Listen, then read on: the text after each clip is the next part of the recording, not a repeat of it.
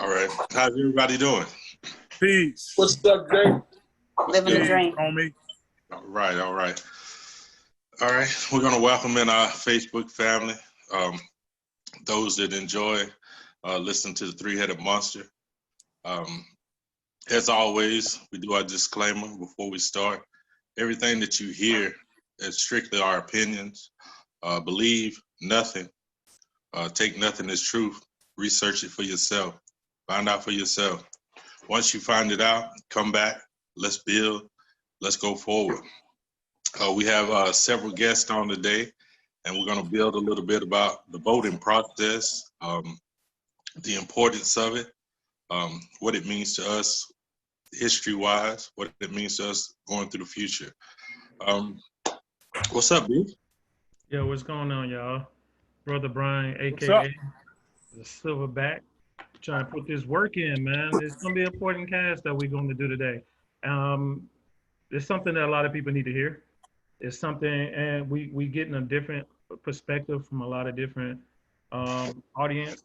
So we just talking, y'all. We just trying to build. So I'm gonna introduce the lady of today, Miss Amber Turner. How you doing? Good. How are you? Thanks for having me. All right, all right. You want to give a little bit of your background? This is something new for you. Sure. So again, my name is Amber Turner. I live in Coatesville, Pennsylvania. I'm a mom of 4, wife to 1. Been involved in politics for, I would say, the past 7-8 years or so. I currently work for the federal government, ran for office a couple of different times. So I truly believe in the voting process and our democracy. Appreciate the opportunity to be on this evening. Okay. All right, got my big cousin, Mr. Rex. Talk to me. Yo, thanks for having me, cuz, and welcome to all the other panelists and viewers, whoever they might be.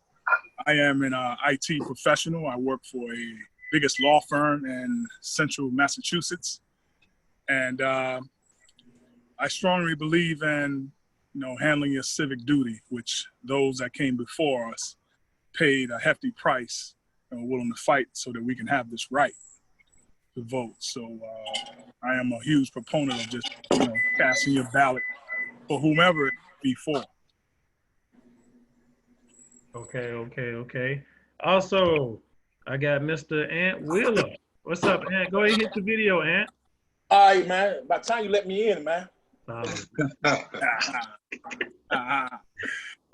we go. Hey, there we up? go. How y'all doing, man? Hey, I'm just a Gaffney boy. You know what I'm saying? My family, Rex and Brian. My background is mental health. Over 25 years doing that. The voting process is a must. It's a must for us, man. So let's chop it up. All right. So everybody, we understanding what we talking about. I guess the first question is it important and how important is voting? Because the reason why I asked this question, because in the Black community, we're told that it doesn't matter. Voting is just a waste of time. And I have been, in my past, in my 20s, I didn't vote because I didn't really think that it was worth anything. So I'm gonna throw that question to you, Miss Amber. I want you to start it off. Is it?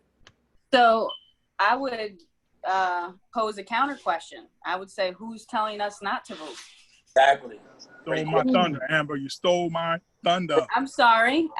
But the reason why I say that is because I think sometimes we put certain things on ourselves, or we look at what's happening in our community and we make some assumptions that it's not important to vote because we don't see any change. But so to answer your question, yes, I think it's extremely important to vote. And one of the main reasons it's extremely important to vote is because most things happen locally. And although we have an extremely important election coming up, meaning a presidential election, and that happens every 4 years, there's an important election that happens every single year. And I know we'll probably get more into that in a little bit, but It's extremely important to participate, not only because it's your civic duty, but because it's our democratic process. Facts. Yep. Go ahead, Rex. You want to jump in? I know. Go ahead. Set it off. Can we swear on here, or you gonna bleep me out? I mean, my thing is, you know how we do, man. Go ahead and be you, man.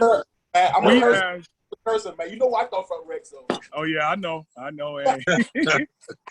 And just hold off on the 9-syllable words. It's after 5 o'clock. So I'm off the clock. I got Amber here, so I'm gonna respect her. Okay. Now, listen. Hey, she from Philly. She can roll it out. Don't let her, okay? Suburbs. But I can roll it out. I count it all. Well, I mean, we I don't want to generalize, but we as a people, as Black people, we love to perpetuate a fallacy. And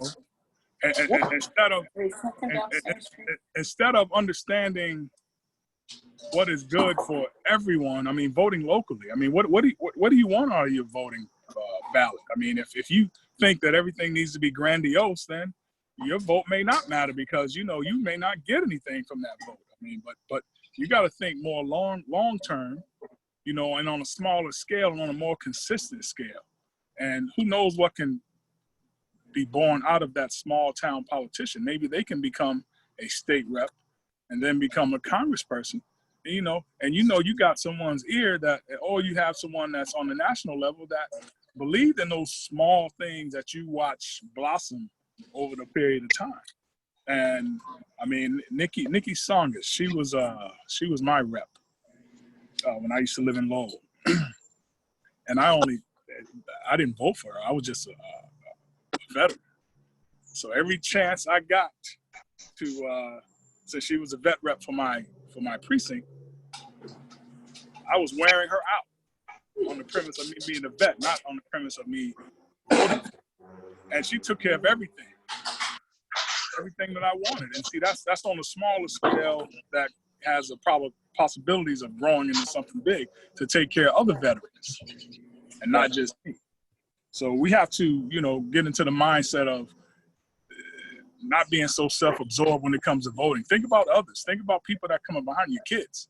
Nobody nationally cares about this pothole that grows every 6 inches every day that you're pounding your car every day. Peace, Yo, what's Mr. up, Amber. Marvin? What's good, man? Rome. What's up, What's brother? up, man? What's up, man?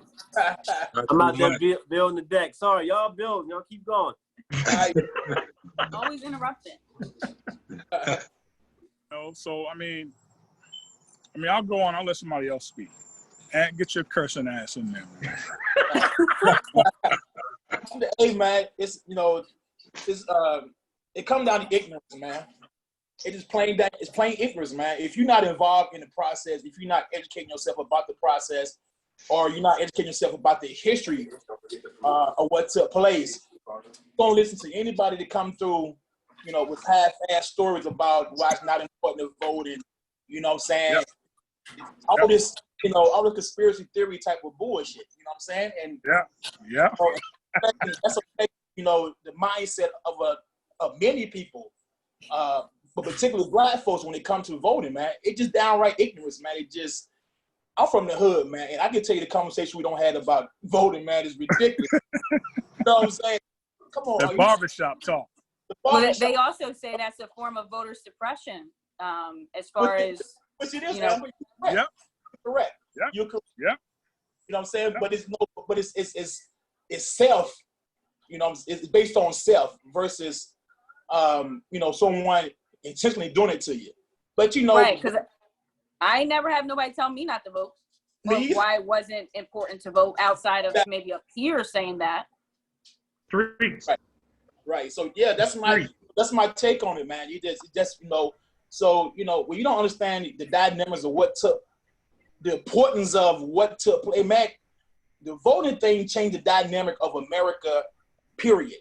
From Black folks to Asian to women, all that stuff took place, man. It wasn't for that Voting Act type of stuff, man. Right. And that whole movement there. A lot of people not be benefiting right now. Only white males will be benefiting right now, man. So they don't understand they don't understand. Yeah, you know, you may not see what's really happening, but because of King and and John Lewis, man, you know what I'm saying, and C.T. Vivian and cats like Vivian. you know what I'm saying, Reverend Lawson, guys like that, man, who put the fight up, man, because they knew that their kids, their grandkids, and therefore after, will benefit from this, man. You know what I'm saying? So it's very important to vote, man. If not, Ohio, every year when it's time to vote, they do a thing called a purge, right? Called a purge. So every 6 years, they do a thing. So if you have not voted in 6 years, they send out a postcard to you to let you know that you're about to lose your right to vote. So last, I think, the 2016 election, they sent 1.1 million postcards, 500,000 back. Another level of voter suppression, man. So you know what I'm saying? That's why it's very important to vote, man. You like that? Go ahead, man. I'm good, B. He was teetering towards his curse button like a mother, boy. Hey, man, I hold on. But I do want to, man. I do want to say we did lose a pioneer in oh man, John Lewis, very respectable man, and the things that he did, it's hard when you lose a legend. But the point is, though, are we as a people going to rally behind that and try to think about what he did? Because think about the sacrifices he did, especially in Selma, that a lot of people don't take serious. But, me being from South Carolina, it wasn't something that was taught to us school-wise. The education wasn't there. Yeah. You know what I'm saying? And majority of us can tell you from where we from in South Carolina, they don't teach you that. So, you have to get deep into your history books to understand who he was. And, the marching that they did back in the 60s and 70s or whenever you want to say, during the civil rights era, and how dangerous it was just to even do the march, that, the sacrifices and, potentially death. It's that important for them to do that then. That's why we should take it serious now. But I didn't have the mindset to understand how important that was. So that's on my fault for not understanding the importance of it until now. So now I see it, okay? Now I see it. I see you see. So I do take it serious. But Jerome, jump in there, man. Wait a minute. We got somebody else on. Dion, you on here, Dion? His mic's muted. Hey, Dion, go to your bottom right, hit the mute button on your mic and start your video, if you can hear me. That's if you can hear me. But Jerome, jump in. Yeah, well, to answer the first question, yes, I do think it's very important to vote. I think you got to look at it, even if you're starting and you don't really understand that much about the voting process and the moving wheels and cogs. Think about it, how it affects your life. How it affects your life is on the smaller scale, right? Neighborhood, community. And so that's why it's very important to vote for the smaller elections that happen, like she was alluding to earlier, yearly, because these are the things that affect you on a daily basis. Yeah. And so, and then, as you grow in your thinking, you can see the bigger picture and see how you should vote and who you should vote for. And but you should know the importance of your representation, or who's representing you. Facts. Okay, I got Dewberry. I got Dion Dewberry on here. Another guy from Gaffney. What's up, Dewberry? How you doing, man? Hey, how you guys doing? Thank you for inviting me today, Brian. I appreciate it. What's up, Dewberry? What's up, man? Hey, how y'all doing? What's up, Good to see y'all. How y'all doing? Good to see y'all. Good, how are you? I know your peoples, man. Yeah, I'm from good old Gaffney, South Carolina. Yeah, it's always good to see a Dewberry up in the building, man. Oh, thank you. So I guess I'm gonna ask you this question since you're young. Is it how important to you is voting? It's very important, Brian. But like you said, growing up in Gaffney, it really wasn't pushed at an early age. We really didn't know the importance of it. When I learned the importance of it is when I went on to college in the University of South Carolina in Columbia and started to understand politics and how important voting is for our generation. The more I understood it, the more I understood how powerful it can be for us as people.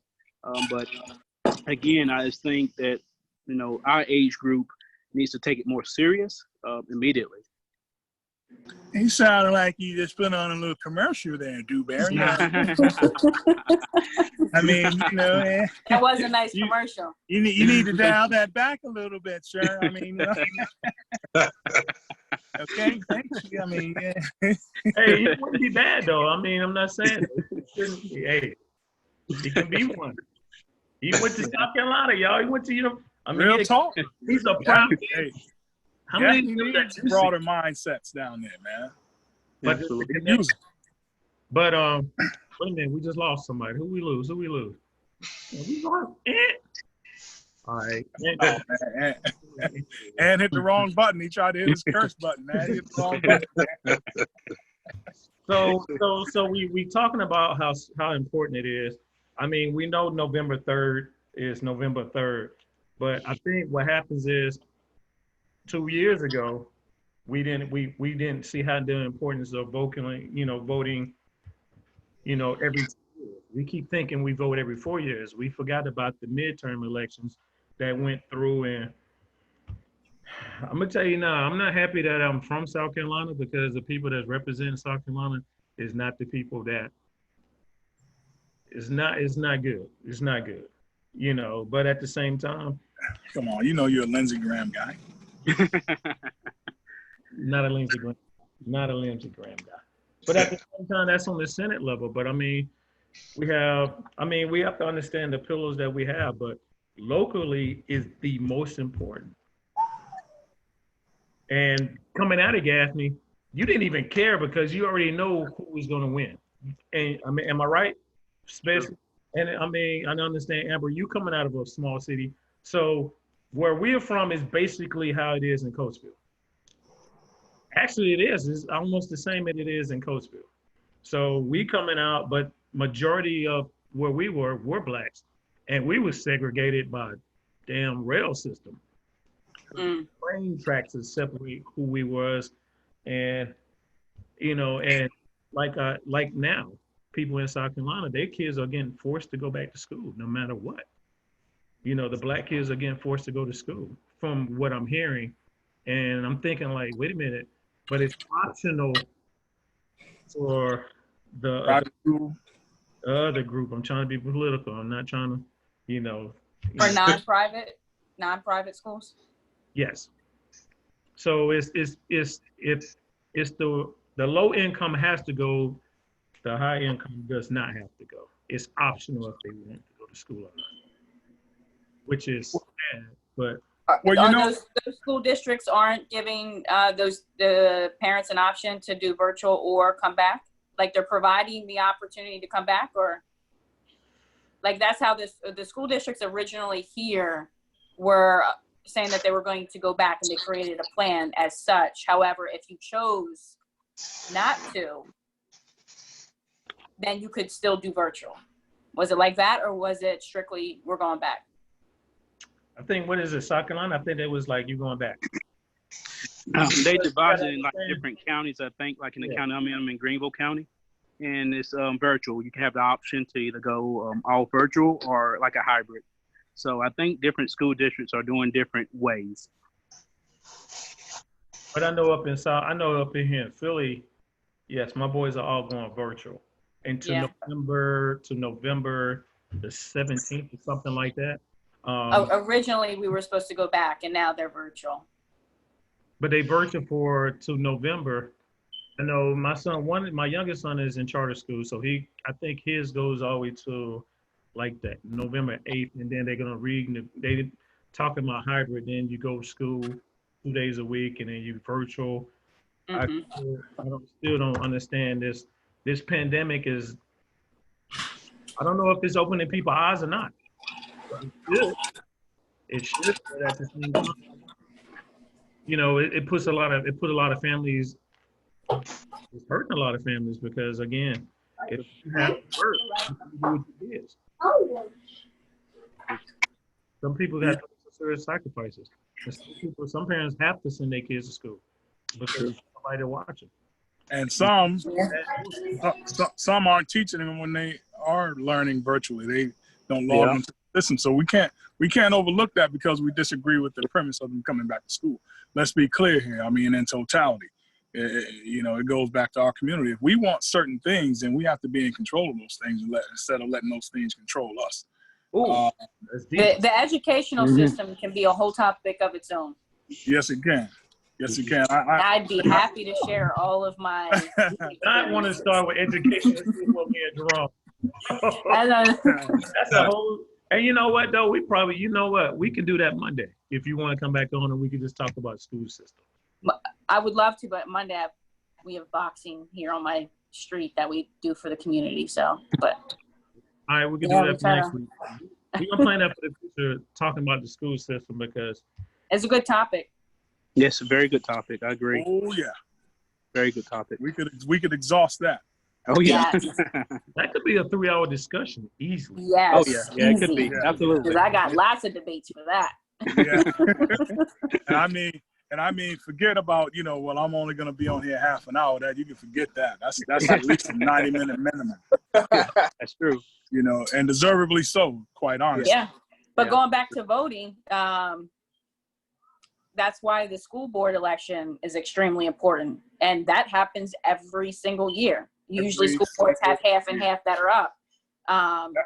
But the majority, I would say, the majority of most communities aren't paying attention to that a great deal unless they're involved in some of those circles. Do you know what I'm saying? But school property tax, that's who sets that. Your school's curriculum, that's who sets that, right? So when we talk about not being educated on certain topics within the school system, those individuals are to blame, whether they even realize that or not until they get to that seat.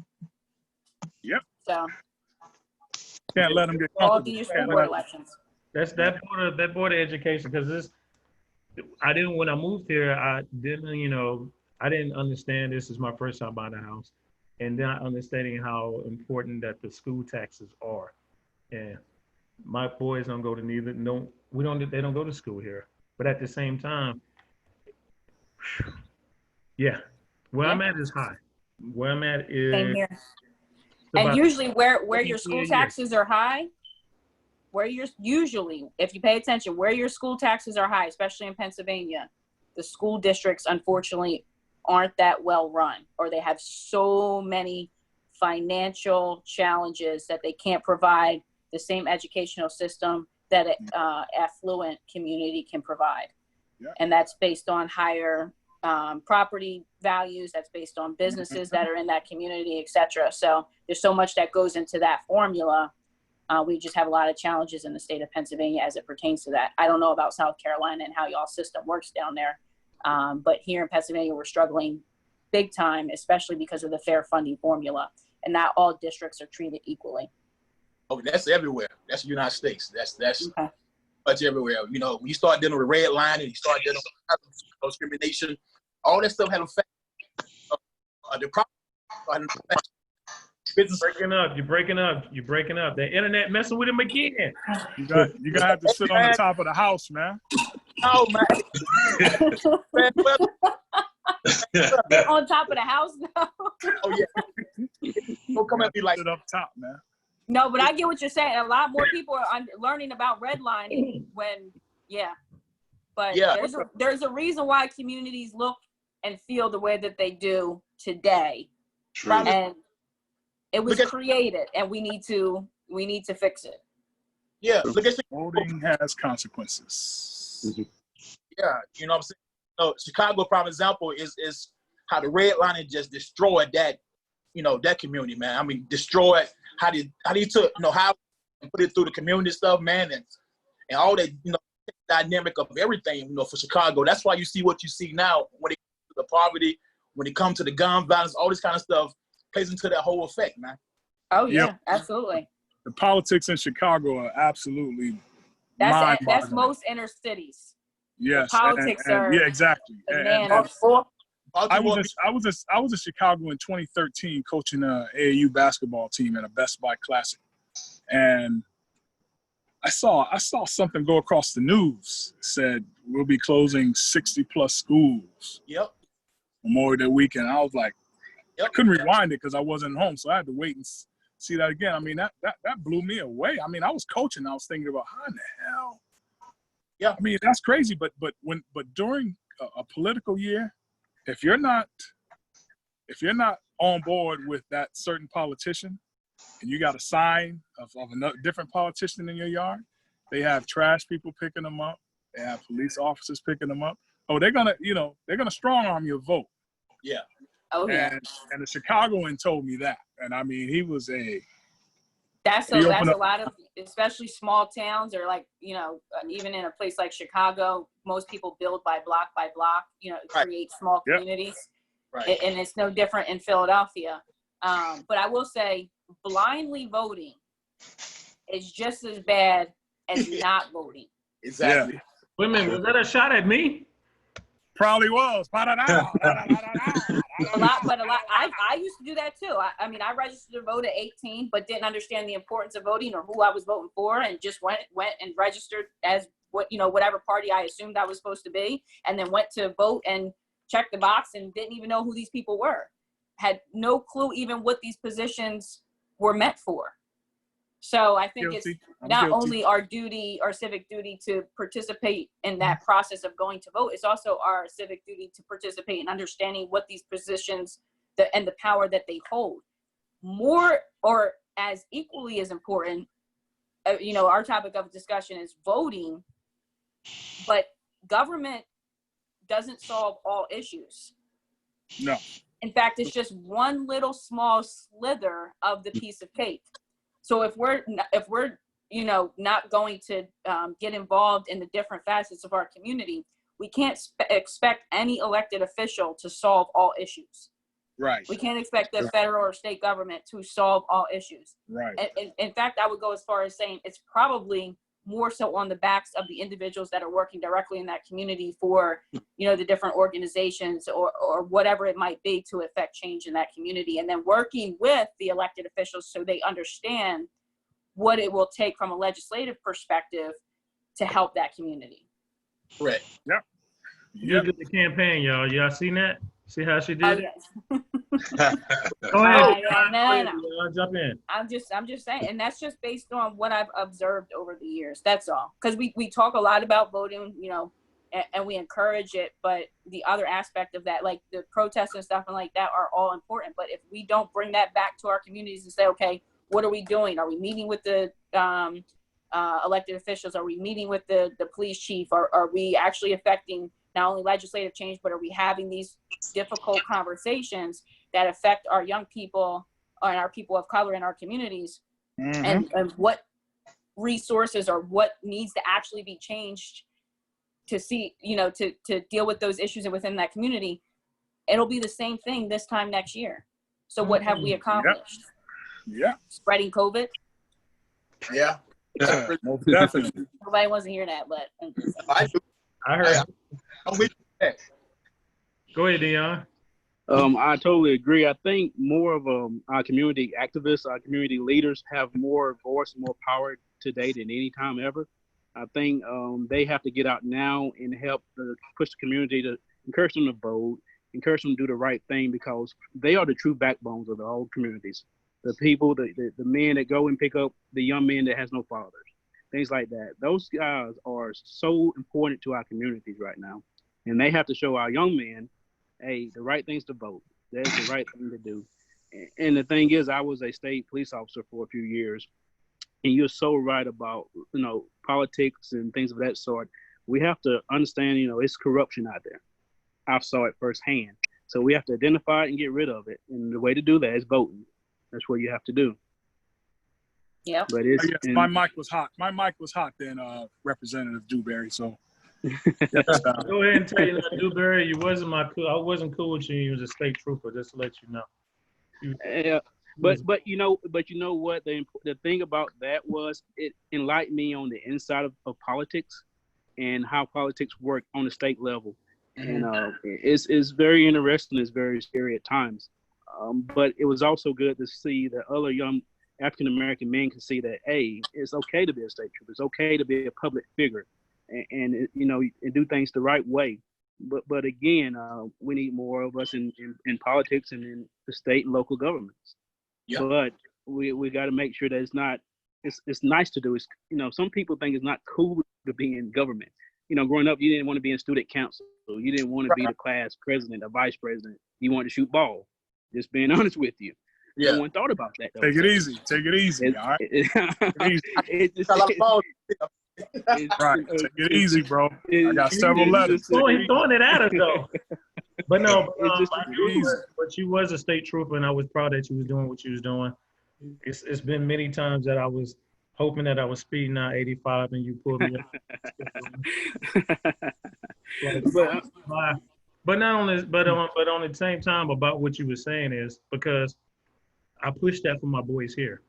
My 10-year-old is on the student council.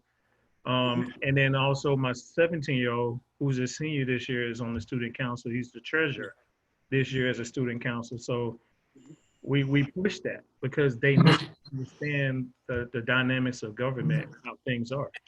Yeah. Like you say, we play, I know me, Rex, and Ant, we play, only thing we can do is play for Gaffney football or play. We played sports, just that was our outlet, period. Correct. You didn't want to be nothing else because. And baseball and basketball.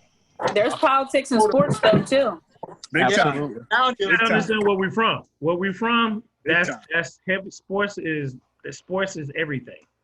Same here. Same in our community. And I try to teach the boys that I have that play sports, understand the politics within, what they're dealing with, and to take on those leadership roles that will help you get to the next level. So no matter what game you're playing, so to say, there's politics involved, whether that be through sports or whatever career path you pick. That's true. Unfortunately, it's there. Very Maybe true. we're not using the right term as far as politics are concerned, but there's that piece of it, and learning how to play that game, I think, is important. That's the key. That's key. More of us need to be involved in politics so we can educate those that are already here and those that are coming behind us. Right. And hopefully, attract them enough to whereas they want to get involved. You have to be impactful if you want to get into politics. You can't be self-centered or self-absorbed. Impactful in a positive way. Mm-hmm. Right. And once you get your following and you attract those youngsters, man, and you come across as not only genuine, but you're actually taking care of business that you said you were going to take care of. Because results, that's what you can stand firm on. Not promises. Right. Yeah. The momentum right now is very very powerful right now because of what have taken place, last several months. You know what I'm saying? So the movement is really moving real good. Now, it's a good time for the movement to be what it is, but it's not the only time it was. Got to go back. Got to look at the ancestors, look at the things they. Matter of fact, reading a book right now. I'm gonna take powerful. Lewis was. This book I'm reading right now, The Freedom Children, right? These are kids in middle school who are protesting. So back then, protesting started a lot earlier than what we have seen in the last several years. So going back, to the ancestors, they've been doing that for a long time. They started early. John Lewis was what? Years old when he got started? When he wrote that letter to King, So they started very early back then because the church was very important as well too, us that kind of stuff in. So, but right now, that same type of movement that was going on back then, that energy is right here now. It's definitely right now. You know what I'm saying? Yeah. So we off that momentum right now, but it's not the only time that's been very impactful. It's just right now happening. So what's going on? We gotta keep momentum going. Gotta keep it going. Man, you gotta go on the roof and put an aluminum foil on top of your internet. I'm doing it now, man. Yeah, you got that cricket phone.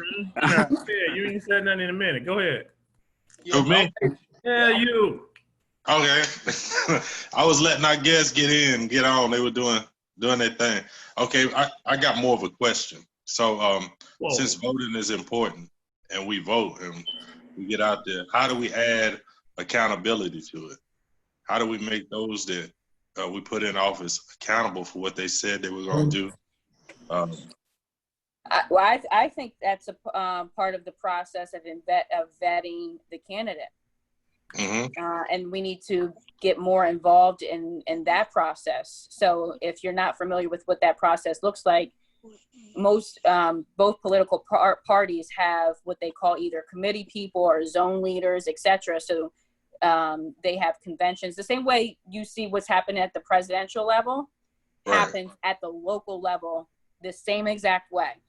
Right. So it's important with whatever party affiliation that you're associated with, you get involved in that process and become familiar with the local process as far as vetting candidates, because you can learn a lot about an individual. And this might be somebody you know in your entire life from the community, but you don't know their political views, or you don't really know. I mean, just because you read something that's on a flyer that comes in the mail or a piece of paper, or you watch a video, doesn't really mean that you understand where that person is coming from as far as their political perspective, or how they're going to legislate, or how they're going to vote on taxes, or how they're going to vote on zoning matters, how they feel about business, etc. All of those things are important. So getting to know the candidate before they're actually elected, and then once they're elected, just my personal perspective, because I worked for a state legislator, I worked for a U.S. senator, I've worked with local city officials, etc.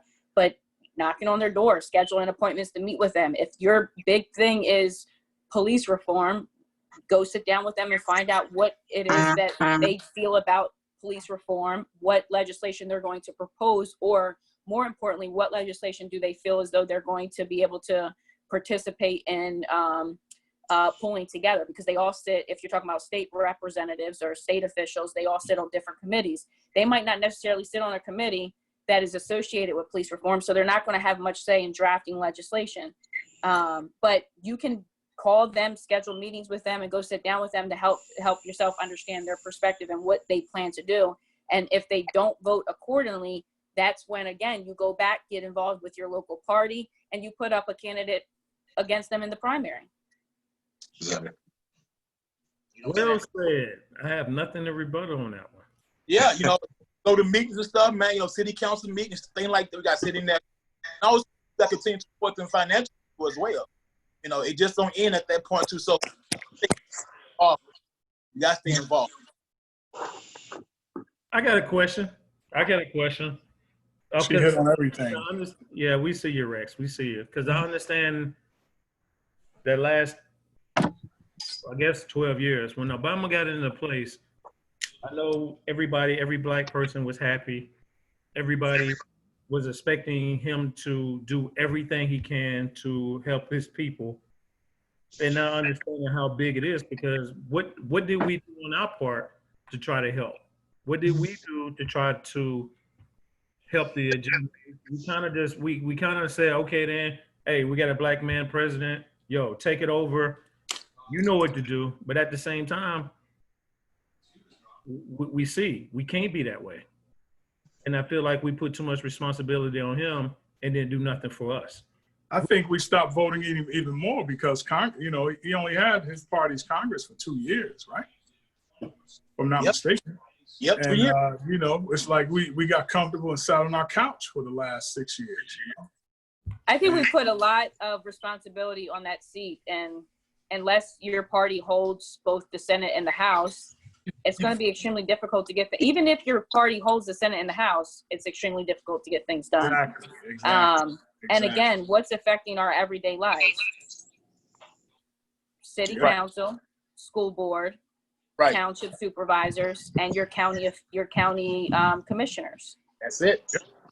Yeah. Your row office seats, your coroner's office, your recorder of deeds, your tax assessment office. Those are the folks that are affecting your everyday life. And again, not saying that the presidential seat is not equally as important, but we put a lot of expectation on that seat to be our savior. And I don't think it's fair to President Obama to say, okay, what did he do for Black people when he represented the United States of America? I think it would be more fair to say, okay, what policies were put in place under his administration that affected Black people in a positive manner. And now that's a whole nother question in itself. What do we believe will affect our people in a positive way? That question is debatable, because personally, I don't believe the welfare system affects our people in a positive way. No. Right. So if we're putting more programs in place and we're throwing more dollars to these types of programs that, again, this is a personal opinion, that tend to put Band-Aids on situations, not saying that they're not important, but they tend to put Band-Aids on situations, then what are we accomplishing? If we're not accomplishing the underlying reason on why we tend to make the decisions that we make, then what are we accomplishing? Anybody else want to jump in on that? Great question. No, because because watching this, because you hear everybody, oh, Obama didn't do nothing for us, and it's like, he's not Superman, he's not God. He's stupid. He's just a man. That's why. He got in that position for a reason, but that's a whole different story. But at the same time, we got lazy and we didn't do nothing. That was our problem, because again, we put it all on him and expected so much out of him. But then, what did we do? What did we do? Yeah. Because being here in Philly, I watched all these schools. They closed schools down like it was. But at the same time, is that Obama's fault? We can't blame everything. And I think President Obama either recently said it or has said it in the past. The best thing you can do is get involved in civic engagement in the process. Because I would agree, he's one man. He can't do it by himself, nor can that seat do it by themselves. That's why they have checks and balance. That's why they have both Congress and Senate. That's why they have an administrative team that helps advise them. That's so high level. You're talking about the CEO or the president of a company, if you want to take it from a business perspective, versus the employees that are on the assembly line. Where does it start? Right. Oh. It starts, you can go even further than that. It starts with the folks that are manufacturing the product. Mm-hmm. And then it gets to the assembly line. All of those little pieces of the puzzle matter. And we put more emphasis on one part of the piece or one part of the puzzle, and we're not doing all of this other building, So all of that building is crucial, and being a part of the entire process versus part of the process is extremely important. And not allowing a certain candidate of a certain party to keep you in that one compartment. Correct. Okay. That might not be what you want. We voted against our own self-interest for far too long. It's been past time that we wake up and really look at. Check off the boxes. If that candidate doesn't do it for you, write Brian in. Yeah. I'm just saying, don't just vote for them because it's of your party. Vet them, because you're gonna be frustrated with that vote. Right. You casted it. You're the one who casted that vote. So. But see, this is the thing about it that I didn't like is we voted him in, but everybody under him, we paid no attention to. Exactly. Right. Exactly. Right. Yeah, and they're responsible for appointments. Yep. Judicial appointments, man. I don't even remember what was up that year. So it could have been DAs, all types of stuff that we just was like. Yeah. Got lost in the sauce, man. But that's what happens. That's what happens in a lot of. People are doing it now, even with, talking about the November election. It's not just President Trump on the ballot. there's a lot of other people and a lot of other positions that we need to, for example, in Pennsylvania, half of the state legislature is up. Yep. So I think half, if not all. I don't think they're all together. Anyway, especially here in Philly. But what I'm saying is, so if you just go in there and vote one party because you're trying to get rid of the president, then you might be overlooking a potentially really good representative that's been doing a really good job and that you might already support, but you might not realize that you're voting against that person because you're just checking a box. Right.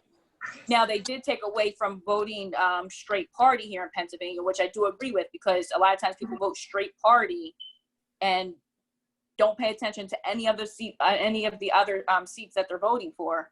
So it'll be an interesting year here in Pennsylvania because you actually have to go and check each box when you go to vote this time. Whereas in the past, you did not have to do that. Yeah. So it's important to pay attention to, and I mean, I admit, even from a judicial standpoint, our judges and whatnot, it's hard to follow every single seat that's up every single election, but try to really, really do your best to pay attention to who is the candidate for each of those different positions, because they're all important. I mean, at the very minimum, if you know the candidates that are running, hey, do a quick search on them and see what they have done. And then you may have, I mean, I'm not saying, stalk them or anything, but see what But both parties, at least here in our community, and I see a lot of communities do this, they'll hold candidate interviews, and they'll also hold candidate meet and greets and things like that from both sides of the aisle. And I'm not, for me, I go to all of them at most that I can get to. And I like to more so hold, or I wish our community would hold more bipartisan events where you have candidates from both sides come, because what tends to happen is that you have the Republicans, do their thing and hold their events, and then all Republicans come, and then the same thing on the other side, until you have we have our local NAACP and League of Women Voters hosts an event every year, but it's more of like a panel style discussion. But what tends to happen even in that type of situation, you have this person's supporters come and you have this person's supporters come. So the room is filled with supporters that are already going to vote for, those specific people anyway. But I would like to see more of kind of a bipartisan meet and greet between candidates, because that's how you can get out there and really get to know some folks. And there's debates and all types of stuff that happen at the local level. The same way you see it happen at the presidential level as far as debates and stuff, that happens at the local level too. Anybody else want to chime in? Go ahead, Jerome. You've been too quiet. No. It's good information. Hey. I asked Marvin to get on, and he said, dude, I'm putting my wife on. I didn't know what I was getting myself into because I only met her once. So. But I did warned you in the beginning. I did follow her, and I did, like I said, if she was in my district or my area, I would have voted for her. So, I'm respect, because we need other people's perspective on here, because I don't know much about it, but I got a panel of people that can give me some insight on it, and that's what we're doing. And that's what we need to do as a people. We need to start putting more insight on it so we can truly understand this whole process. Because again, where I'm from, it wasn't pushed that important because, well, we already know who was running what. But at the same time, as we got older, now we up looking at it like, yo, that was some shady stuff that was going on, because I ain't gonna throw some names out there. There's people in that area that was not popular, who we thought was for us, but actually, you better believe that them old school brothers and sisters, mostly brothers, who was stuff. It was, they was doing their own thing, man. You know what I'm saying? But because we loyal folks, you know what I'm saying? And, and you've been told year after year, you got to vote for this certain person year after year, you know what I'm saying? That's what you become accustomed to. I watch my mother, help choose some, you know what I'm saying? So, voting for them and watching for them, all this kind of stuff, man. They ain't do what they're supposed to do, man. So I seen it firsthand, man. I seen understand? So we got to make sure that we put the right people in there, regardless of what they look like. You know what I'm saying? We're gonna benefit all of us, man. All right. Hey, B. We have to lay hands on the internet guys because I don't know what bunker they got you in, man, but Hey, let's try to get some subtitles for Willa. Oh, okay, I like that. Oh. Because you're breaking up every other word. So go ahead, Rex. You jump on in there, man. No, man. I mean, it's the panel is great. I mean, the more education, the better. I mean, I am always willing to expound upon what I may have thought I knew and to, learn new things.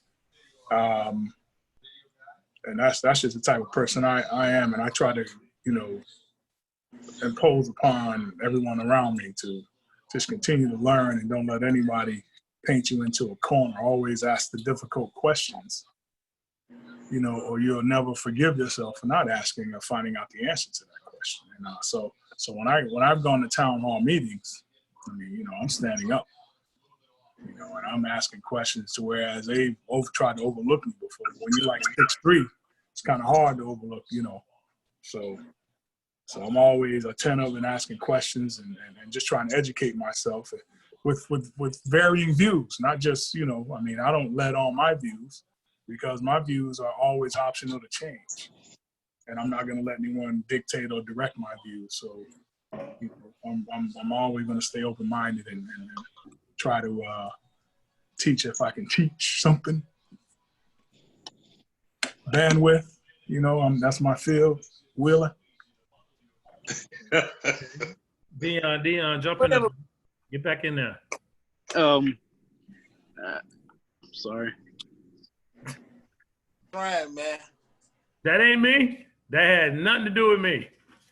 No, I just lost the signal, it looks like. But can you hear me? Yeah, go ahead. You get the camera again. Okay. The thing is, some of us in the past have voted just because of the popular vote and not doing your own research. I think it's important, like you all were saying, to do your research on the candidates. Make sure their beliefs align with your beliefs. Don't just vote just to vote someone because, your friend or your mother or your father said to vote for them. You have to vote for someone that, believes the same stuff that you do. So this panel has been very informal for me today. I enjoyed listening to each and every one of you. It's been, again, politics is something I've experienced on the outside, but not on the inside level. But again, my philosophy is to definitely do your research on the candidates. Don't take anyone else's word for it. Take your own word for it. All right. I got a question for you, Miss Amber. What gave you the courage for you to even to jump into politics and even run for a seat or whatever position that you was running for? What made you within yourself to jump in? Oh, hell. Can you tell? I would say it was several things. So I am pretty big into entrepreneurship and our people owning stuff and making sure that they have several streams of income. And I say that because I've had a couple of different businesses. Anyway, when I started to network in various groups, it started to kind of just open my horizon. So I started to be around different people. And I remember I was, and I used to work for a district judge here locally. So I worked for a judge for about 10 years. So I just was in that kind of inner circle, if you will, but not involved in politics, because when you work in the judicial system, typically you can't be involved in politics in that sense. So I was with this judge one time and he was like, you should run for city council. And I had no clue what it meant. And I was like, okay. And then I started to meet a couple of different people because he made that suggestion.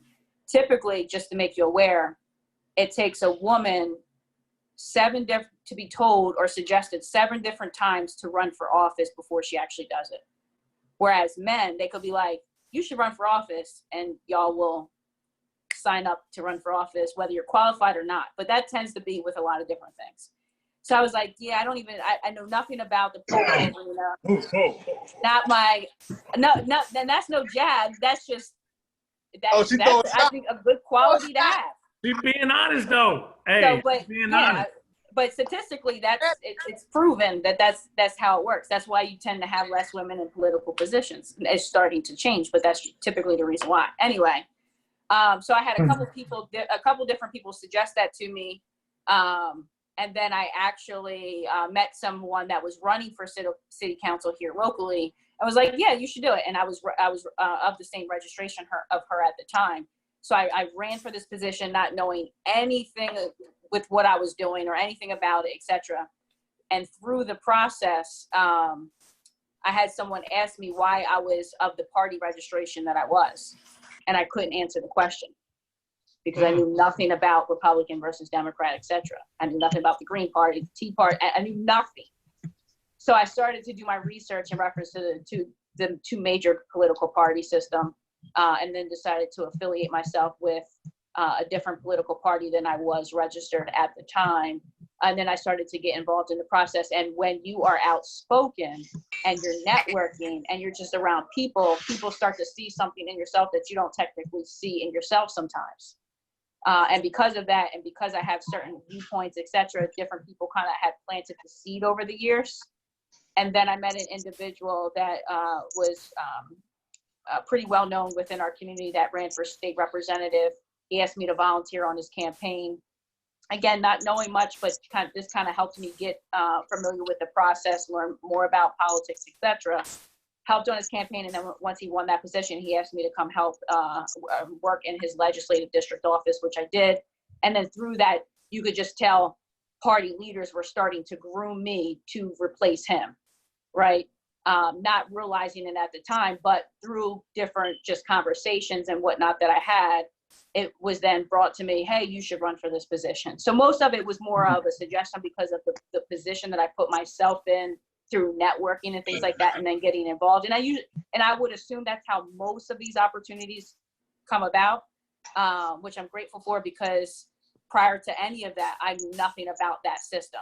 I much rather know about most of this versus not know. And then I ran for his position, unfortunately lost, but I learned a lot, met thousands of people along the way, and wouldn't change it for the world. So that's how I got involved and came to run for office. That's what's up. That's what's up. We need more people like you. What's up, Tut? Peace. 1/3 of the three-headed monster. So we done got deep, man. I see y'all going in, man. Y'all got a swimming pool of people. I'm at the party here now. Hey, we doing what we do, man. But at the same time, go ahead, Tut, jump in. How you feeling about this whole situation when it comes to voting? Man.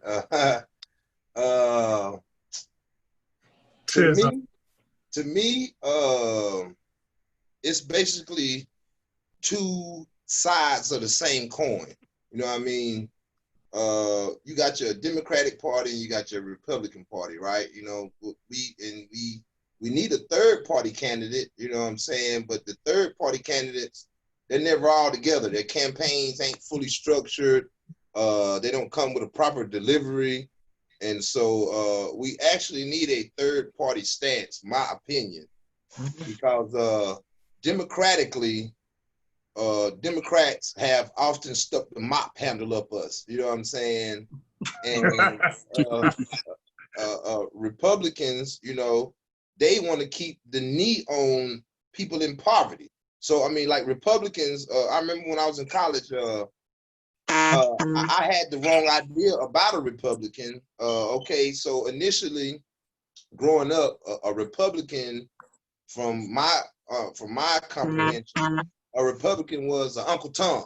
You know, so growing up and learning how Republicans, you know, how they operate, I see like they have acquired wealth and they want to keep their wealth. So, you know, and you everybody know, if you got money and you still with people that's broke, eventually you're gonna be broke too. You know what I mean? So I understand the point of view of the political party of the Republicans, stance, and I understand that. But we're dealing with a nation that is mostly in poverty. We're dealing with a nation that is grossly underpaid. So my idea, I think it's two sides to. I think it's two. It's the same coin. Whether it's Republican or Democrat, the elephant or the donkey, either one of them is not going to be beneficial to us as a people, because they all support this Constitution. They all support a foundation of a system that was meant to keep the knee on our neck. So until we get like a third party candidate that's going to be supported and stand up and come with some different views, we're going to still suffer the same fate. And we're just trying to pick the lesser of two evils.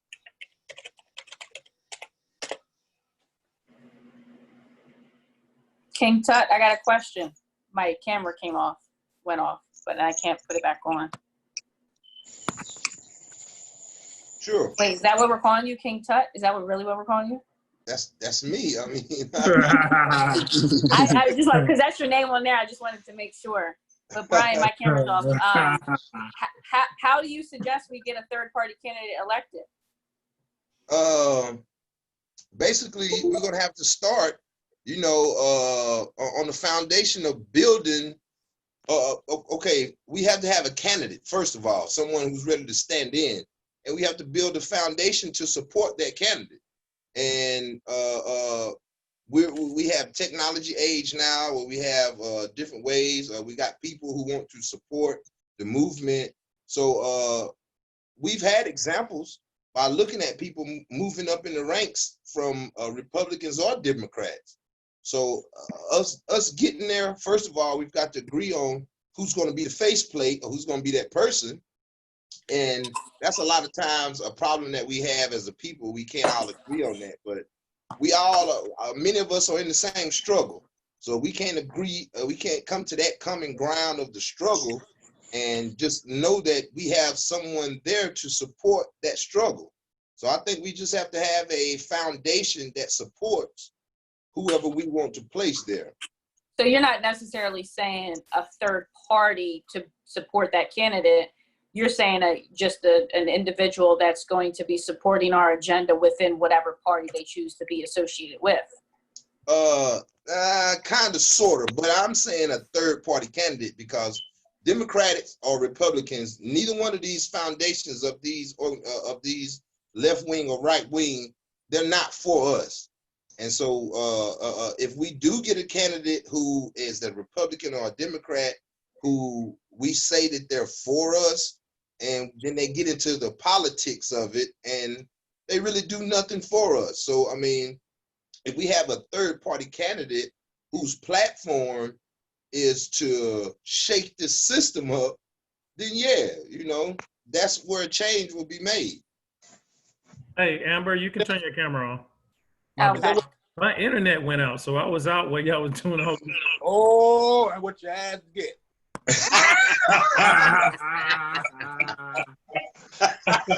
You were talking all that mess. You know what I'm saying? Come on, Billy. Come on, Billy. You were talking all that mess about our friend going up on the roof. Rex, you can turn your camera back on too, man. Hey, hold on, B. Hold on. I got a question. For who? It's for the panel, but I guess Amber has the experience. Can we ever, and when I say we, talking about, melanated people, can we ever become like a true voting bloc, that can consciously think about where we place our votes, consciously go to whatever candidates that we need, like the Latino community or like the other communities, could use the sway of our votes because we actually think about what we vote on? I think it'll take a true concerted effort to accomplish that goal. But if you, going back to what I said earlier, I think if you look at our history, we don't tend to make that decision within our own circles. We allow the two-party system to help us make that judgment, and then we move in that direction, usually over a handful of year period of time. Do I see that potentially happening based on where we are at this present time? Potentially, but I do fear that it's still based on a hidden agenda. Again, and King Tut, you weren't on earlier, but I don't foresee there ever being a stronghold three-party system here in the United States. I think you'll always have this two-party stronghold. So collectively, as a people, as melanated people, as we become more involved in the process, which I do believe we are, and just being more understanding of how the system works, we can collectively say, okay, who are we getting behind, especially at the national level. I think that is really only going to happen at the national level. Locally, we have a lot more work to do. I don't know the answer to that. The only answer I have personally in the community that I personally live in is running of the opposite party to bring awareness of the two-party system, and what agendas are on the table, and what policies do these two parties really represent and really bring without the emotional aspect of politics. I have a lot of people that come to me and be like, I didn't realize it. I didn't know it. I didn't know anything. You know, I just assumed that I was supposed to be registered this way, and this is how I've been voting my entire life. So for me, that was being a part of, not, I don't want to say change, but just awareness, because that's, to me, extremely important, and almost kind of like an enlightening, a waking up type thing. It's like, okay, why am I voting this way? If that's still how you are, left, right, or anything indifferent, that's fine. But just be aware of why you're voting that way. Because there's a lot of people that vote one way that do, if they really knew the policies that they were voting for, they would be sick with themselves. You know what I'm saying? Like, they would be like, I cannot believe I've been doing this my entire life. And, you know, to piggyback off of what Amber is saying, you know, I sat in a room with several different people of different backgrounds and ethnicities. And we had a little game we played. It's called to see how much liberalism we had in us and conservatism. And, you know, and they were of a certain party. And before we left that room, about 20 minutes later, a lot of them realized that they had some of each party within them. They were conservative when they thought they weren't, and they were liberal when they thought they weren't. You know, and it happened just because they opened their mouths and let everyone know the interest that they would like to see come to fruition. And, you know, and I said, well, I posed this question. I said, well, why are you so beholden to one party then? And then it was a rhetorical question, because I told him, I said, because you don't know what you're voting for. You're just a party line voter. So now that you know, maybe you'll be a smarter voter. Yeah, a conscious voter. I could say this is the first time that I think when we just voted for the primary, I looked up each candidate that I was voting for each slot, and looked at each one and say, okay, I did my research. First time ever this year is the first time I did research on each candidate that I actually put my vote on, because I feel like it's my responsibility. If I put this person in power, my one vote might have been that deciding factor. So I took it upon myself to actually put my pride, just to be self-awareness and make sure that I was doing what I was doing. It's scary. It's scary, but at the same time, we just think Democrats is not doing anything for us. But at the same time, being part of this corporation of America, well, United States corporation, it'll never be nothing but just a two-party size. Right. It will always be that, no matter what. You see the Tea Party come in, but the Tea Party came in still under the Republicans. So you'll have break-offs, especially now with the I say Trump era. You'll have break-offs of the Republican Party. You'll have break-offs, because here's what's starting to happen because of the circumstances that we're in. You have far right people and you have far left people. Yes. Like extreme, right?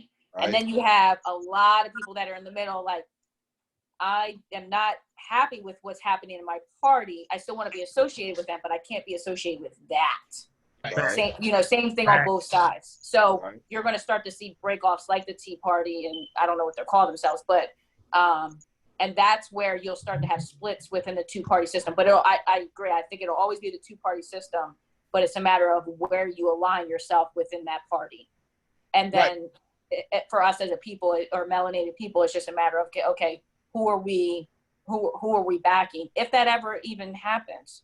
I don't know if that happens with different ethnic groups. I think it more so happens with different people that are of different mindsets. I don't know if it's realistic to say our people will get in line. Do you know what I mean? And I don't know if it's a good thing that we do that. And the other thing that I like to, as far as a question to ask ourselves, and we talked about a little bit about this earlier on, why do we expect the government, or why do we ask the question, what is the government doing for us?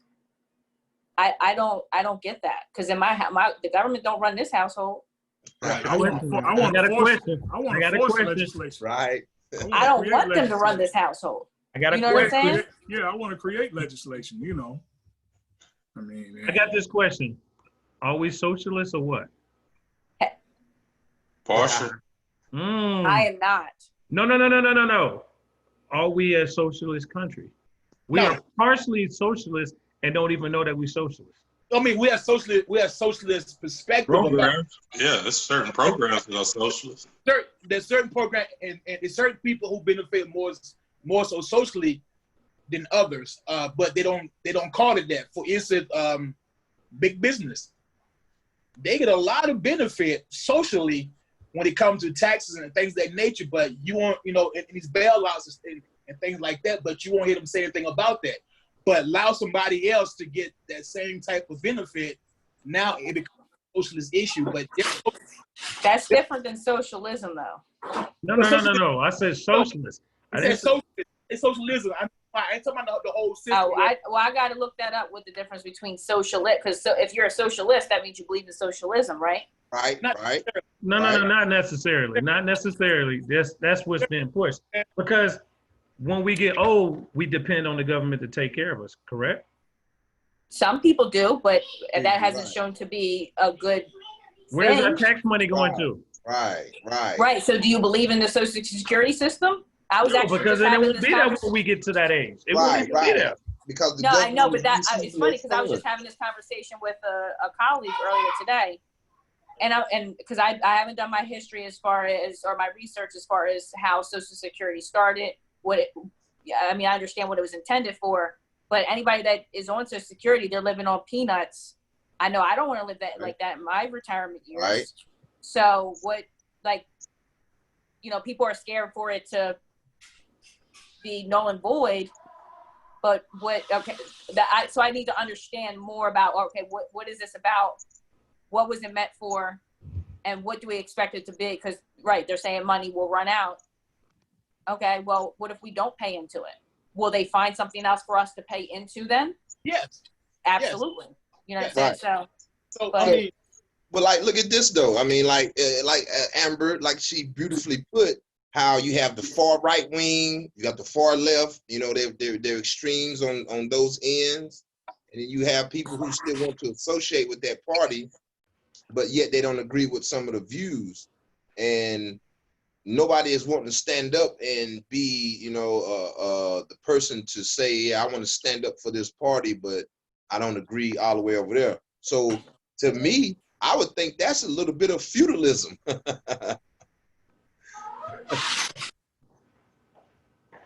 I don't know what feudalism means, but feudalism.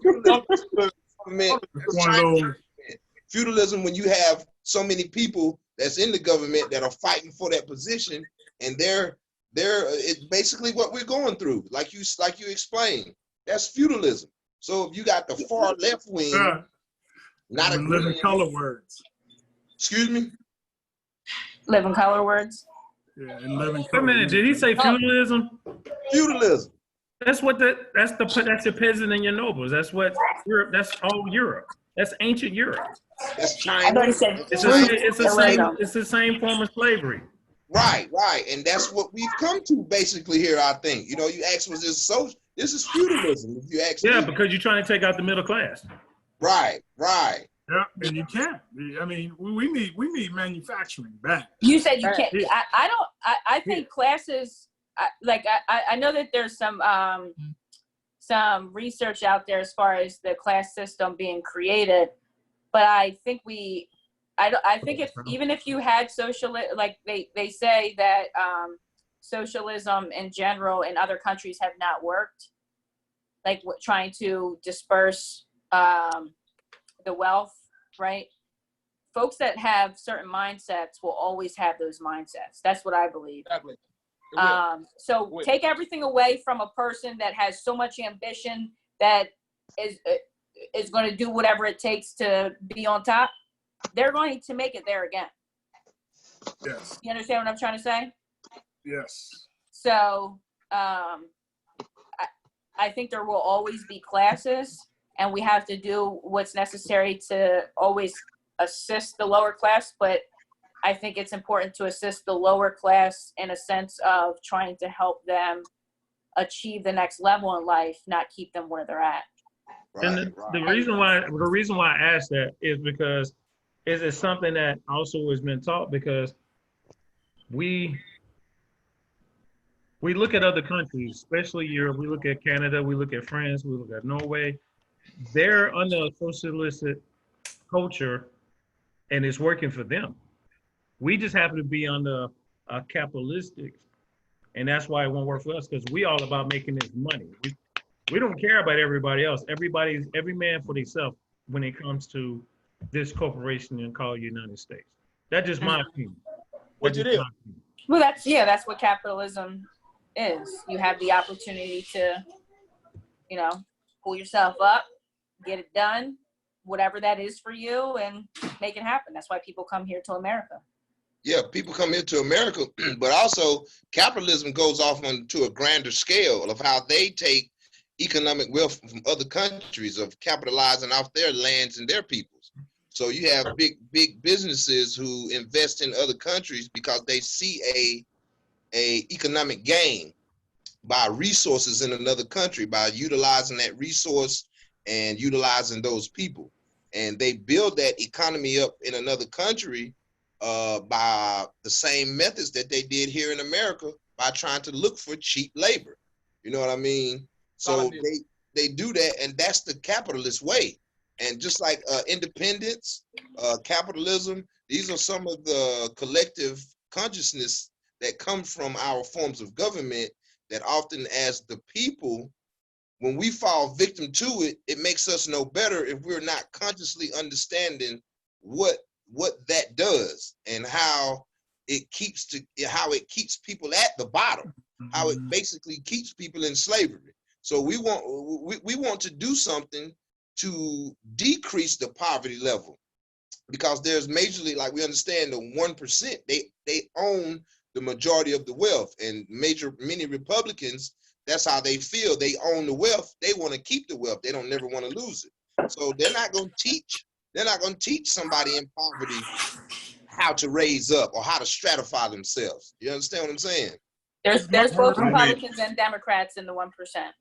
Yeah. Right. I think, when you're talking about capitalism, since we're talking about it, capitalism, for it to operate at its maximum, you have to have blind consumers. You have to have those that don't think, they just straight are consumers. Right. Well, if that's going to happen in America, then America has to be under a system of classism, because you always have to have a lower class that doesn't think, that's always dependent, that doesn't invest, that doesn't research, that doesn't economically want to get to another place. She was talking about we had to empower the lowest, but that's never going to happen in the United States. I mean, look at how long that the welfare system has been in operation, and it has never done anything to lift people up. It's always a system of dependency. And so in the United States, with capitalism, with classism, which classism is actually more powerful than racism, It's just, there's so many ignorant people. Racism tends to be the thing that you talk about all the time, but it's actually the classism that keeps you in your place. But educating ourselves as voters. I heard y'all talk about earlier, people talking about Obama had done nothing for the people. Well, the people had not organized themselves to had a list of demands for Obama. So what was you expecting him to do when you didn't ask for anything? You didn't know. You had other voting blocks that actually had their list of demands. If we're going to financially back you, this is what we need done. And so that's why they got those things done. Everything's about economics in this country. That's why there are lobbyists, more lobbyists than politicians in Washington. Right. So until we can organize ourselves better, Hey, but not to cut you off, Jerome, but it's even darn near impossible to contact lobbyists. I remember when I was in college, we had to do a report and contacting a lobbyist and to get an interview. Nobody in the class was able to contact the lobbyist, and we had Then to start our own lobbying firm. Right. Yep. Maybe that's what we need to start then. Yeah, because and it's not just look at a lobbyist no different than an advocate, because they're going there to advocate for things for their client. Their client hires them. Some ABC company hires a lobbyist. Hey, this is the work that we do. This is the type of regulation that's hurting our business. We need you to go lobby with X, Y, and Z legislators to let them know why this legislation that they're proposing is either good or bad for their business. Gotta have some money for that though. Them lobbyists ain't gonna work without some kind of influence in that. No, I know. So I'm ABC company. I pay the lobbyists to then go do that work, right? And they go to now I don't know where you're at, but here in Pennsylvania, of course, they'll go to Harrisburg. They'll meet with all the legislators, and that method will continue to happen throughout the entire day if lobbyists can get into that office. The same thing in Washington. It's just an ongoing cycle. So that's why I'm saying not saying that you should look at it like this, but lobbyists are there advocating for their clients because their clients are paying them. The more clients that they have, the bigger dollars they're making, the more push that they're going to be able to achieve. Right. If we have certain things as a melanated community that we need to focus on, we should be able to have either advocates or lobbying firms doing the same thing for us. Right. So we need to be either hiring these people or creating our own lobbying firms to be able to go and advocate and do this work for us, or do it for ourselves. However you want to look at it, that's how it works. Right. And Amber, if you will, if we were to create our own lobbyist firm, would we be able to touch all parties? No. All political parties. Yeah, I would. Yeah, lobbyists have to work with both parties. Right. If I'm a lobbying firm, unless you have like personal beliefs that you're just like, I'm only working with Democrats, or I'm only working with Republicans because this is just what I truly believe. I mean, you're still gonna make a shit ton of money, excuse my French, but actually during even this period of time, there's articles out there, lobbying firms are making bank because these companies need folks to go to Washington and go to Harrisburg, go to whatever state capital and say, listen, I need you to push for this in the coronavirus bill, right? I need you to push for X, Y, and Z. And they're making a ton of money being able to do that. It's almost like the middleman. Think of them like the middleman. Absolutely. I do think we can get things accomplished if we have an agenda within these communities, and we can send a representative to say, hey, this is what we need you to do. And you're constantly pounding down the door. You're constantly showing them, different research papers on why our community needs this, or whatever the case might be. That's the job of a lobbyist. You have to actually be registered with your state in order to do the work. So it's a licensed position. So it's important. It's important to have that that voice. Every and I think I was saying this earlier. Every piece of the puzzle matters. Yes. Understanding those different pieces is extreme. Not saying that we agree with it all. Right. But we have to have representation in every single portion of the puzzle. And I would say our problem as melanated people is that we don't have representation in every portion. Right. We might focus on you know, having the elected official or, you know, having the community member, but we ain't got no lobbying. I don't know this for a fact. I ain't never seen no black lobbyists lobbying firms. Lobbying for us? I don't know this. Maybe somebody can say, hey, here's a black lobbying firm. Maybe I'll start a black lobbying firm one day. I don't know. But I'm just saying. So what I'm saying, for black businesses, for black organizations, etc., because this stuff is important and it's all a part of the process. Right. So, and I agree with you. I agree with you 100%. And that's one thing that I learned when I found out about lobbying and how it works. That's one thing. Even Dr. Claude Anderson, he's got a great book on how to build our strength. And that's one thing that we definitely have to do. I think having a lobbying firm is an excellent way for us to invest our money and have an economic basis that's supporting our lobbyist firm, that's getting agendas pushed to also help black businesses and help black people, you know what I'm saying, into certain levels and degrees of changing our system in this caste system, or this, you know what I'm saying, in this system of class. So if we're not having an economic basis that's supporting and having an agenda that's pushing for laws to be changed in our favor, then we ain't getting nothing done, because none of these elected officials are getting any contributions or any money from us to do things for us. So we're just talking, and we all know they look for the money. So if they ain't getting no money, no contributions, and we ain't got no lobbyists politicking for us, then we don't have a stance. We don't have a foundation. And Dr. Claude Anderson, I can't remember the name of that book, but it's a great book in establishing a foundation and through politics and also our economic stance. But yeah, that's why the NRA is so powerful, because they give out so much money contribution. That's why you know the financial stuff and politics is so big now. You know, right now,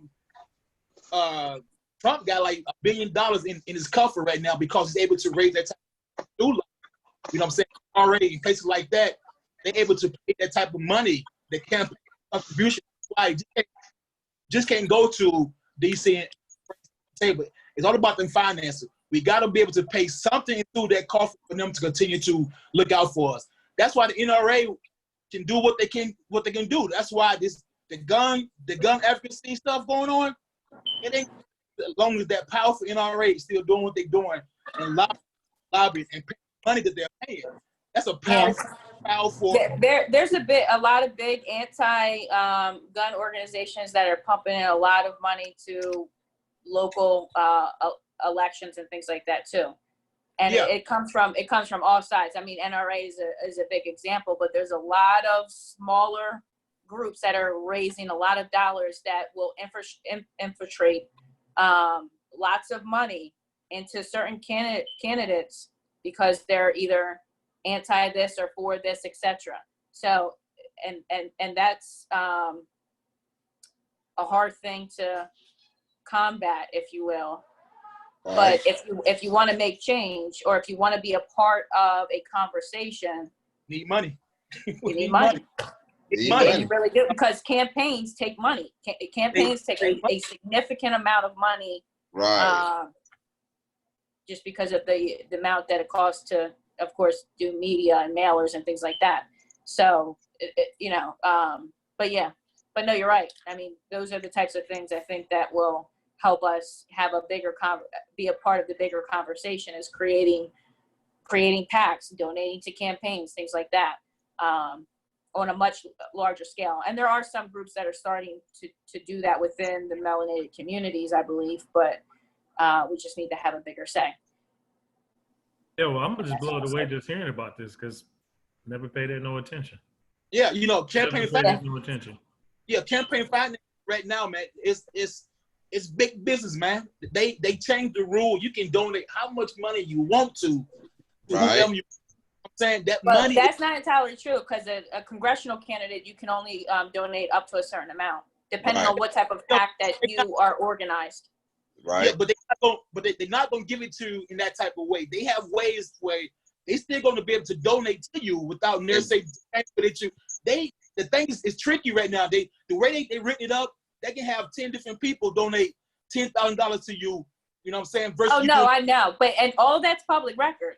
So Right. if there's a specific candidate and you want to look up their campaign finance reporting, you can look at all of that. Well, And where all of their money is coming from, and then it could be a specific PAC that's donating to that candidate. Look up the history on that PAC or what their stance is. There's a reason why that PAC is donating to that candidate. It could be a pro-life, it could be a pro-choice, it could be a pro-gun, it could be pro LGBTQ, it could be anti-LGBT. I mean, there's so many PACs. So here's the other issue when it comes to if we're going to go down that rabbit hole. I could be a candidate here in my local community, and there is a PAC that wants to make sure that a certain party stays in control. So they're donating all this money to my candidacy just because they want to make sure that a certain party stays in control. Hey, not only that, they also got little white envelopes that also get passed around that don't get documented too. But that's illegal. We're not going to talk about the illegal aspect. But I'm just saying there's so much that goes into all of that. And I think as we continue to have these conversations, it's just important to understand that so you can just, again, be aware and be, again, be aware of what's happening within, these different campaigns, etc. So that not the general voter knows all that information. Yes, and that's why you're on here to give us that information, because you get that inside scoop. Yeah. We got to talk about this kind of stuff. We got to, educate people about the whole process when it comes to that, And Amber, you're correct. When it comes to PACs, you're definitely right. That's public records. But when it comes to individual, that's why when they change the finance campaign stuff, they're able to be able to have confidentiality when it comes to certain people that know things. So as a PAC, you're definitely right. It's public records. But as an individual, it's not. So I can give as much as I want to individually, but as a PAC, I cannot do that. No, I think it's the other way around. No, as an individual, I can. I have to look, and there's different rules and regulations as far as being a local candidate versus a congressional candidate. Which is true. As a congressional candidate, I don't think it matters who's donating to your campaign. You can only take up to a certain amount, whether individual, corporate, or PAC. You're correct. Yes, ma'am. You're definitely correct. Exactly. When it comes to that national level, it's a whole different ball. It's a whole different ball game. Whole different ball game there. You're definitely right about the local. You're definitely right about that. I concur. You're definitely right about that. Yeah, everybody dropping off like flies. Just in case everybody need to know, Jerome has to be at work early in the morning. Tut was at work, so he took the time out at work to come talk to us. Dewberry had a conference call. He is a plant manager in South Carolina, so he had to tend to something that happened at the job, and that's why we're down to 4 now. But we can keep going now. Rex, you ain't said nothing in a minute, man. Why you being quiet all of a sudden? Yeah, that's the part of the learning process, man. I know, boy. Ain't she throwing some stuff out there? You just sitting here I'm just sitting here just dropping down notes because I'm like, hey, I got Google flying over here, so Google is a good thing. But it's something that we need to learn, and that's something that we haven't learned as a people, of understanding how important this is. And because you got to understand, this is something that the LGBTQ, NOP, whatever you want to call them, they put their money together and look at all the laws that get passed under just because of the PAC and the money that they supported. Well, see, something that I can't remember who alluded to this previously, but when are we as a people going to learn this stuff? When can we learn unless we're part of some sort of group that is going to speak and teach about politics? When do we learn about this? And that's the thing.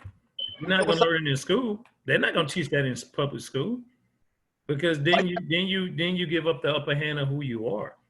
It's kind of like you playing poker and you know you got the cards. They'll never teach us this, and this is something that we have to open these books up and start reading. Well, here we go again, back to the local voting of school superintendents. You know, if you want your child to learn that, then you will push for that particular to be added into the curriculum. Yeah. I mean, they're supposed to learn. Supposed to learn well, I will say with the movement, as far as I think, I'm sorry, I didn't get the gentleman's name. The other gentleman that recently joined us. Is it Tut? Yeah. The one that was having the connection problems? Oh, no. That's Ant. There he is right there. Ant right there. Well, that's not his name on the thing. Oh, it says. Go ahead, Ant. Okay. I think you were talking about the movement, and I am assuming you're talking about the Black Lives Matter movement. So, I haven't done any research, but depending on what type, I wonder what type of organization, like how they structured their organization, because if they're the movement and that's who folks are following, then it's going to be important for their leadership structure and the structure of their organization, whether they're nonprofit, for-profit. I know there's some debate on where they're spending their dollars, etc. But it's going to be important for us to pay attention to that. Of course. Because if we're supporting it, then we're supporting the agenda, and we just need to know what that agenda is, especially if we're donating our dollars. And again, I know that there's some debate whether they're for-profit or nonprofit and who they're spending their money with. And there has to be accountability. That's a debate by itself. But that would be a great way for us to collectively, as a people, move in one direction. But see, but people take it as a negative if we was to say anything bad about the cause or what they're doing, because I have my feelings towards it, and some of it's positive and some of it's negative. But see, I was at the same time, because I did do my research. Right, same here. I do have to take the time to look at it. Most people who don't, they'll just follow the movement because it's for the black. And then I tell everybody black means nothing. Black has no meaning, no power, no nothing. But, you know, just to push it out there, it's going to get shot at. You're taking a lot of hits because everybody that's non-melanated automatically think that you're part of Black Lives Matter, or you have that same viewpoint, and you be like, you don't know me like that. You know what I'm saying? They automatically throw you into that basket no matter what. What's up? But see, I was referring necessarily to Brad. I would think about them, particularly Black Lives Matter. But that's something that we can talk. I mean, that's the big thing right now. Yeah, I know it is, but I'm saying is that's not what I'm referring. I'm referring to the energy and the movement of what's taking place right now with the young folks who think, not necessarily Black Lives Matter. Because think about it, when civil rights or a movement, it never was about one particular entity. You go back to the 60s, you look at the NAACP, SCLC, SNCC, you look at different organizations that was going on. It wasn't one particular organization that was running things. It was multiple ones on different fronts. So I'm not particularly talking about Black Lives Matter. I'm talking about just movement, just in period. You know what I'm saying? Gotcha. So take that.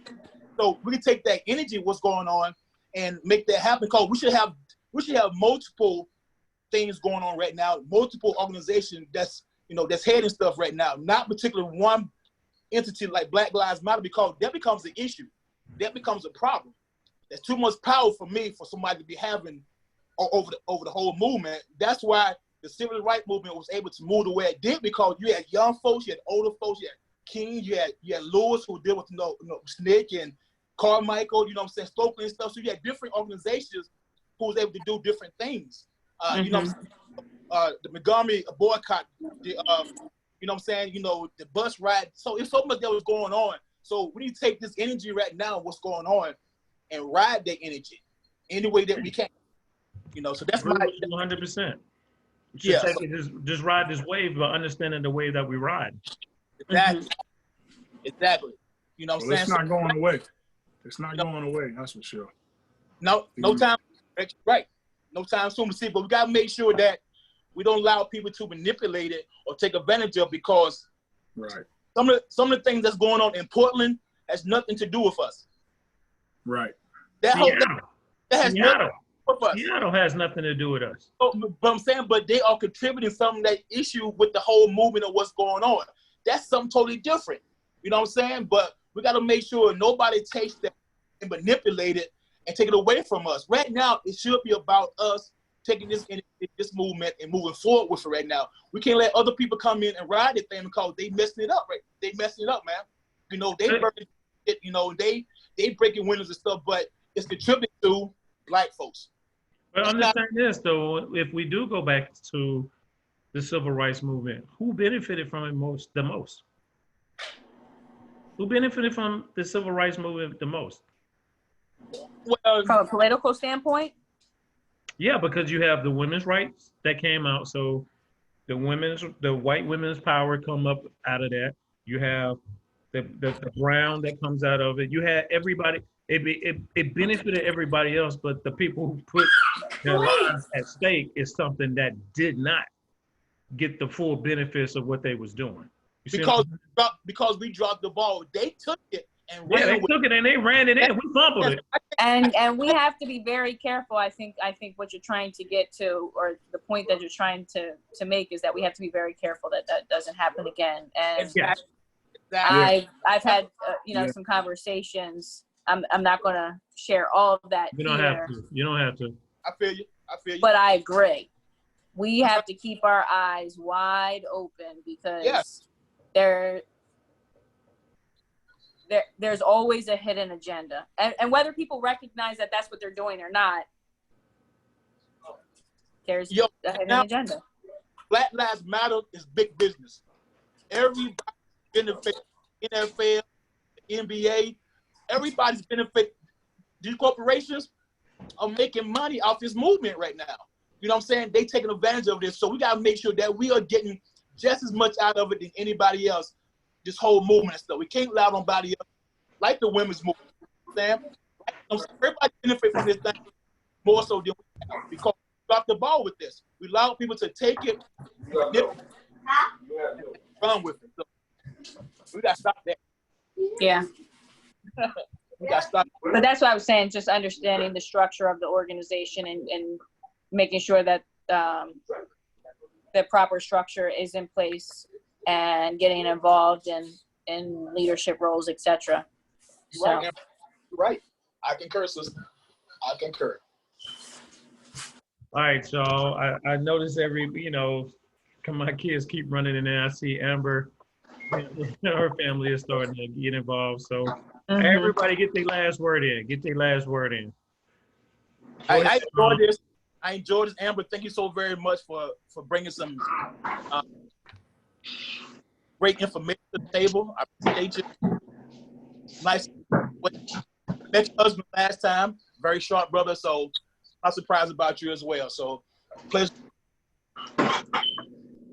Yeah, and I appreciate the opportunity to share what I've learned over the last couple of years. And I know not everyone has the same perspective, and someone else's perspective might be somewhat different depending on their experiences, etc. But just, I guess, going back to our topic this evening and why it's important to vote, I think it's not only important to get out there and practice your civic duty, but it's also important, or equally as important, to understand the different positions that are up this year, not just the presidential election, and understand who is running for those positions, and more importantly, getting to know those individuals and continuing to participate in the process each and every year. So again, I appreciate spending a little bit of time with you all this evening. Thank you. Big Rex. Yo, first of all, Cuz, thanks for having me, man. It was a nice break between business statistics. I definitely appreciate that. And, even though you took me away from my Yankee Red Sox game, Yeah. I won't hold that against you, but the panel was awesome. I mean, I learned a lot, and what I'd like to implore my other panelists is to continue to keep your mind open to other perspectives and grow your own beliefs probably within those other perspectives. And hey, who knows what may come of this? We may be a lobbyist organization. Hey, I'm with it now. After listening to this, yo, I am with it. For real. I mean, I know a lot of this. Amber's all over it. I mean, you know. Yep. I see it. Got one. Got one in the middle. Believe me. See, now I'm about to push you up there. It's a But I do appreciate y'all being on. I know it was a big panel, but at the same time, I thank everybody that participated. Thank you, thank you. My other two partners are the three-headed monster, Jerome and Tut. You know, they have, you know, work requirements they have to do. But this will be on that Facebook page under the Three-Headed Monster podcast. If y'all need any, because it's kind of hard to find, because if you, oh my God. I should have thought about it before I put the name up. I should have changed it, but if you need help or anybody to find that link, I'll send you the link for you to check it out. But I do appreciate y'all being on here, and I appreciate anybody that, you know, tuned in. And thank y'all. Thank y'all. This is powerful. And good to see you, boy. Love you, man. Nice meeting everyone. Have a great night. Yeah. Peace out, y'all. All right, big homie. All right.